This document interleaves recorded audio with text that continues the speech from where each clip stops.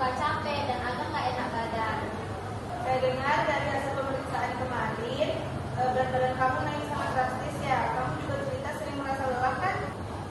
Iya Bu, berat badan saya sekarang 82 kilo dan saya suka merasa capek banget. Padahal cuma jalan sebentar, naik tangga, kadang suka pusing juga. Saya mengerti, pasti rasanya gak nyaman ya. Selain itu, bagaimana perasaan kamu dengan perubahan ini? Jujur saja Bu, saya jadi nggak percaya diri. Kalau lihat teman-teman saya yang lebih langsing di sekolah atau di sosmed, saya merasa minder. Saya juga jadi malas ikut kegiatan kayak senam atau renang di sekolah. Saya paham, Bil. Banyak remaja juga mengalami hal yang serupa, apalagi di usia kamu yang lebih banyak tekanan sosial. Tapi yang penting sekarang kita coba cari caranya dulu supaya kamu bisa merasa lebih sehat dan lebih nyaman dengan tubuhmu sendiri. Saya ingin berubah Bu, tapi bingung harus mulai dari mana. Itu langkah pertama yang bagus, Bil. Keinginan kamu untuk berubah. Sekarang boleh saya tahu biasanya pola makan kamu seperti apa? Saya jarang sarapan, soalnya saya suka bangun kesiangan. Siang biasanya beli ayam geprek atau fast food. Kadang makan es teh manis, sore suka jajan boba, gorengan atau martabak. Malamnya saya suka ngemil mie instan atau keripik sambil nonton film. Dari cerita kamu, saya lihat ada beberapa kebiasaan yang bisa kita ubah pelan-pelan.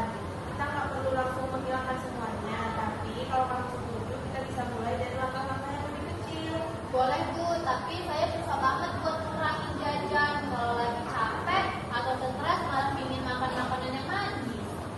Wajar kok, Bil. Banyak orang juga mengalami hal yang sama. Kita sebut itu sebagai emotional eating. Makan bukan berarti lapar, tapi karena perasaan tertentu. Nah, penting buat kita kenali kapan kamu benar-benar lapar dan kapan kamu cuma butuh pelampiasan emosi saja. Iya, saya suka gitu Bu. Kayaknya makan itu bisa bikin saya tenang. Nah, kita bisa cari pengganti aktivitas yang juga bisa bikin kamu tenang. Tapi nggak harus dengan makanan. Kamu punya hobi atau kegiatan yang kamu suka nggak? Saya suka gambar Bu, cuman akhir-akhir ini saya jarang lakuin. Itu bagus. Gambar bisa jadi cara sehat untuk menyalurkan stres. Kamu bisa mulai coba gambar, terutama kalau kamu merasa bosan atau tertekan. Selain itu, aktivitas ringan seperti jalan kaki 15-30 menit tiap hari juga bisa bantu tubuh kamu lebih segar dan lebih tenang. Oke Bu, mungkin saya bisa coba mulai dari jalan kaki keliling komplek sambil dengerin musik.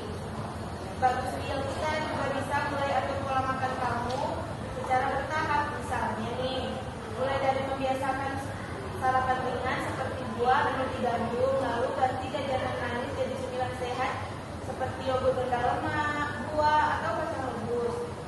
Tapi Bu, kalau saya nggak boleh makan makanan yang manis, nanti saya jadi stres lagi dong.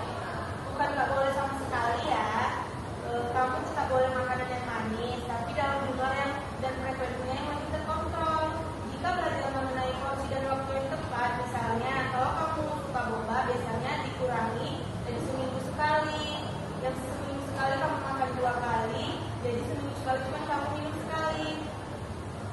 Wah, ternyata masih boleh ya. Jadi saya kira harus berhenti total. Enggak kok, yang penting kamu belajar mengenai kebutuhan tubuh kamu. Kita akan buat rencana bersama dan saya akan bantu proses kamu. Kita juga libatkan orang tua kamu supaya mereka bisa lebih mendukung, bukan melarang secara keras. Iya, kadang ibu saya suka melarang makan makanan manis, tapi saya malah jadi pingin makan makanan manis yang banyak dan diam-diam. Saya mengerti. Nanti kita ajak ibu kamu diskusi bareng supaya lebih memahami cara mendukung kamu dengan cara yang lebih positif. Yang penting kamu tahu bahwa